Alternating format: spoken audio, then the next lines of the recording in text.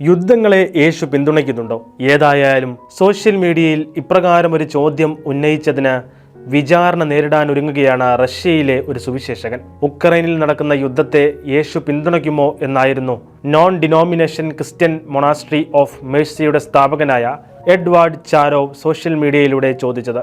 എന്നാൽ ഈ ചോദ്യം റഷ്യൻ സായുധ സേനയെ അപകീർത്തിപ്പെടുത്തുന്നതാണ് എന്നാരോപിച്ചാണ് അദ്ദേഹം വിചാരണ നേരിടുന്നത്. കുറ്റക്കാരനാണെന്ന് കണ്ടെത്തിയാൽ തടവോ കനത്ത പിഴയോ അദ്ദേഹം നേരിടേണ്ടി വരും. വിചാരണാ കാലയളവിൽ സ്വന്തം സ്ഥലത്ത് നിന്ന് പുറത്തു പോകാനോ ഫോണോ ഇന്റർനെറ്റോ ഉപയോഗിക്കാനോ അദ്ദേഹത്തിന് അനുവാദമില്ല. ഭവനരഹിതർക്കായി ഒരു അഭയകേന്ദ്രം നടത്തുകയാണ് ചാരോവും ഭാര്യ ഇന്നയും. അധാർമിക പ്രവർത്തികൾക്കെതിരെ വേണമെങ്കിൽ നിങ്ങൾക്ക് മിണ്ടാതിരിക്കാം, പക്ഷേ ദൈവത്തോട് നിങ്ങൾ ഉത്തരം പറയേണ്ടി വരും.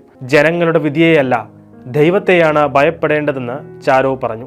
മിക്കവാറും തനിക്ക് തടവ് ശിക്ഷ കിട്ടുമെന്നും അത് സ്വീകരിക്കാൻ തയ്യാറായാണ് താൻ ഇരിക്കുന്നതെന്നും പറഞ്ഞ ചാരോ ഭവനരഹിതരുടെ അഭയകേന്ദ്രം ഭാര്യ നോക്കിക്കോളുമെന്നും ജയിലിൽ തനിക്ക് കഴിയുന്ന വിധം മറ്റുള്ളവരെ സഹായിക്കുന്നത് തുടരുമെന്നും ചാരോ കൂട്ടിച്ചേർത്തു.